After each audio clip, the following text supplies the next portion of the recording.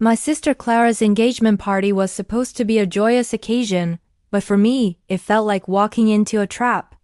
My parents had always favored Clara. She was the golden child, the one who could do no wrong, while I was just me, the afterthought.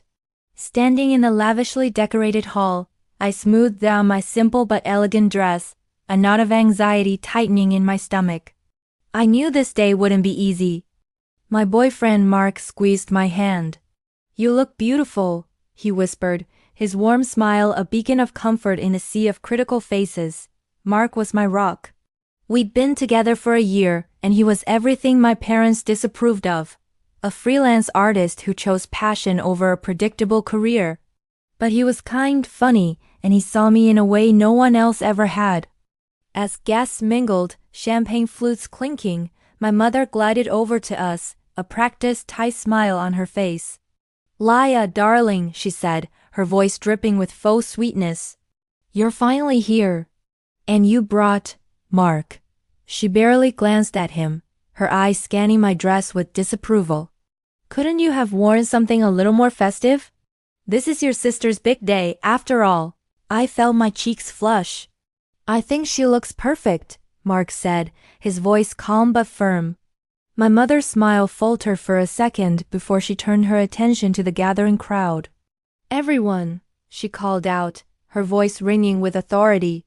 "Let's gather for a toast to the happy couple, Clara and James." The room quieted down. My father joined my mother at the front, beaming proudly. He raised his glass. "To my beautiful daughter Clara," he began, "who has always made us proud. She graduated at the top of her class, landed a prestigious job, and is now marrying into the wonderful Miller family." His eyes swept the room and landed on me for a fraction of a second. "We're so blessed to have a daughter who has her life so perfectly together." The jab was subtle, but it hit its mark. It was a clear comparison, a public declaration of my perceived failures next to Clara's successes. I saw a few relatives shoot me pitying looks. I wanted the floor to swallow me whole.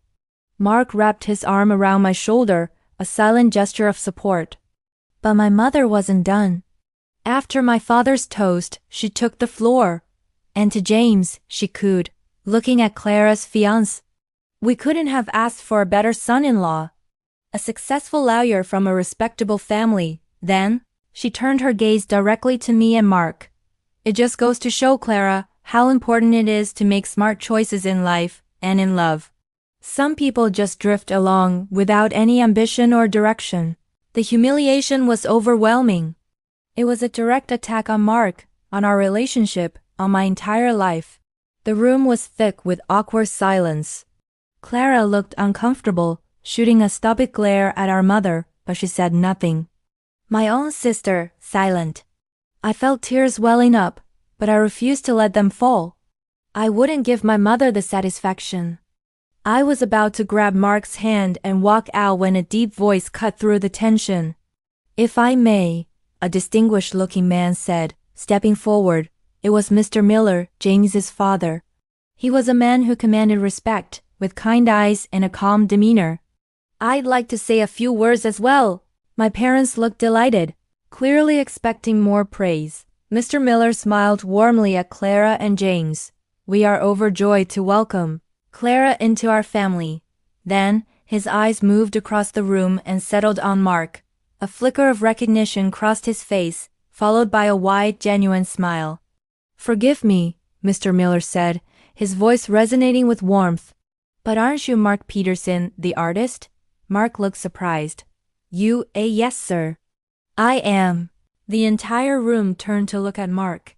My mother had a confused, slightly annoyed expression on her face. What was going on? Mr. Miller's smile grew wider. "I thought so. My wife and I are huge admirers of your work. We own 3 of your pieces." He turned to the stunned crowd, his voice full of enthusiasm. "For those of you who don't follow the art world, Mark here is one of the most exciting young artists to emerge in the last few years. His City Lights series sold out within an hour of its gallery debut. We were lucky to get our hands on his work before he became an international sensation." My jaw dropped. So did my mother's. My father stared, speechless.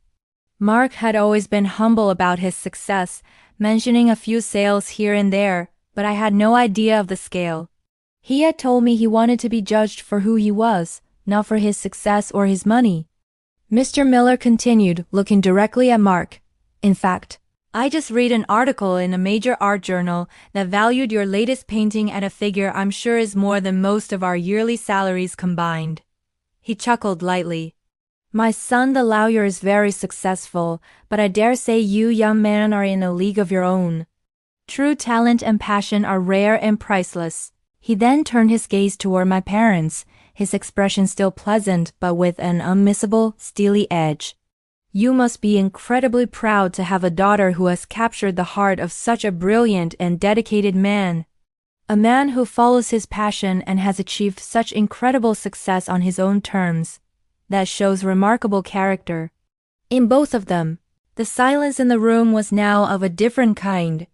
It was a silence of shock, of revelation. The pitying looks directed at me had transformed into expressions of awe and envy.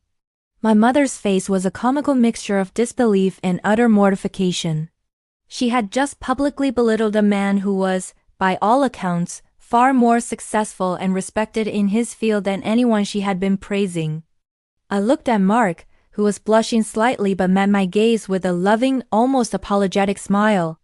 He gave me a tiny shrug as if to say, surprise. My father cleared his throat, trying to recover. Well, yes, we are very proud, he stammered, looking utterly lost. My mother looked like she wanted to evaporate. The rest of the evening was a blur. Suddenly, relatives who had ignored me all night were flocking to me, eager to chat. They praised my good eye for spotting talent and asked endless questions about Mark's art. My parents avoided me completely, choosing instead to stand in a corner, whispering furiously to each other. As the party wound down, Mark and I slipped out onto the terrace. The cool night air was a welcome relief. I leaned my head on his shoulder, finally letting out a long breath. You never told me, I whispered, not with accusation, but with wonder. I wanted you to love me for me, he said softly, kissing the top of my head, not for the hype or the money. I saw how your family was, how they value status above everything else. I didn't want that to be part of our story. I loved that you saw me when I was just a guy with a paintbrush and a dream.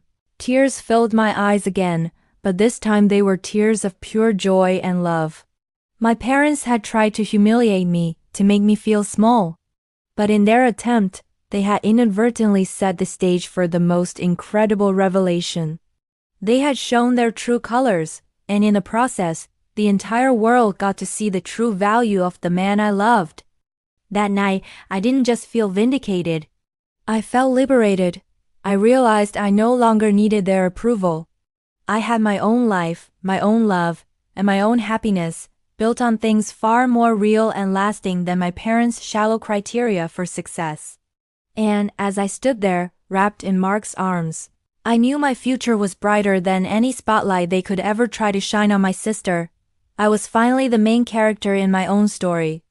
Thanks for watching. Remember to like and subscribe for more stories like this one.